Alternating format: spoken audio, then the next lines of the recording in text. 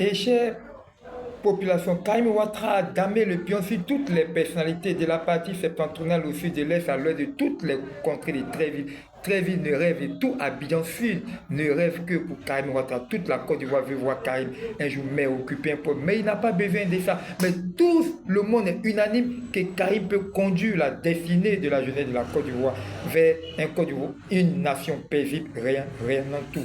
Ne baignons pas dans la sempiternelle autosatisfaction et autodétermination d'une sous-culture délinquante, d'une inculture, d'une incohérence, d'une ignorance, d'une inconscience, d'une inconséquence, tendance à pouvoir conduire, à pouvoir punir l'inconduit du peuple de Côte d'Ivoire et qui a pour corollaire l'imposture et la forfaiture qui en découlent avec la déconfiture. Car il faut extirper le négationnisme et la mythologisation de la population au sein. Il faut soigner ce cadre environnemental parce que c'est des fléaux dangereux pour un Côte d'Ivoire gagnant. Le négationnisme et la mythologisation, c'est ce qui mine généralement notre société. Donc il faut extirper ces fléaux nuisibles pour un Côte d'Ivoire gagnant, chère population. La rigueur, notre vision et réalisme devront en être notre boussole pour une Côte d'Ivoire gagnante, paisible et émergente, chère population, à l'horizon 2040. Car, ouvrez bien les paupières du discernement. La légitimité ne se décrète pas, chère population. Elle se construit avec une vision claire, un projet solide, cohérent et rassembleur. Chère population, notre chère Côte d'Ivoire a besoin d'un leadership sincère, rigoureux et rassembleur, chère population de Côte d'Ivoire. Elle a besoin des bâtisseurs et non des propagandistes.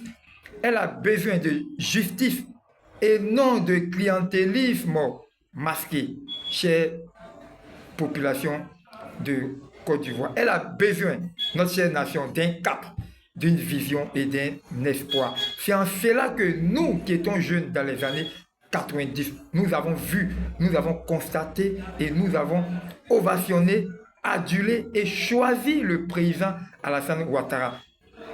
Par rapport à quoi? Par rapport à son programme ambitieux, cohérent, pragmatique, en tant qu'une personnalité compétente, honnête et sage, afin de sauver notre chère Côte d'Ivoire. Ceux qui spéculent, ceux qui racontent des futilités ne savent pas. Ceux qui n'aiment pas le président Ouattara, les détracteurs du président, c'est des gens qui n'ont jamais aimé la Côte d'Ivoire. C'est des gens qui n'ont jamais aimé, en quelque sorte, le président Houphouët.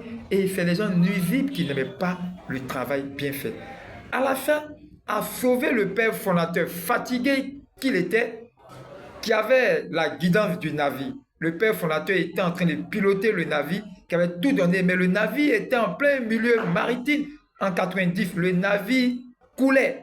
Il a fallu le président de façon exponentielle. Le président est venu sans bagage, sans effet. Le président a plongé dans le navire en tant qu'apprenti mécanicien, en tant que pilote, en tant que commandant de bord auprès du père fondateur. Le président a plongé sans habit afin de sauver le navire. Le navire était en plein milieu, le navire ne bougeait plus, le navire était en train de couler. Il a fallu Alassane afin de sauver ce navire. Qui peut faire mieux que le président Ouattara, sans faux fiant?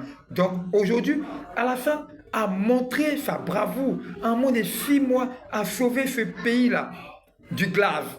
Alassane a sauvé ce pays-là du charivari, du capharnaüm.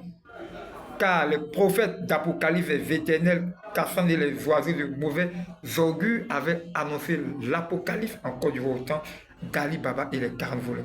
Alassane a eu pitié, il a pu sauver notre chère nation. C'est en cela que, aujourd'hui, nous allons dire, Alassane sera-t-il candidat? Alassane pourra-t-il maintenir la paix pendant les élections 2025, chère population de Côte d'Ivoire? Nous allons déclaré sa chair au sommet, car dans la rubrique de Kalitola, agis et prenons conscience. On va se prononcer à ce sujet, à ce sommet-là. La semaine prochaine, Alassane pourra-t-il maintenir les élections 2025? Pourra-t-il se tenir à la date indiquée du 25 octobre 2025? Est-il possible?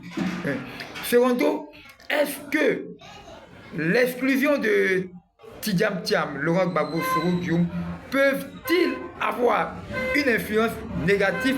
Pourront-ils dévier sur le charivari et le Kafanom?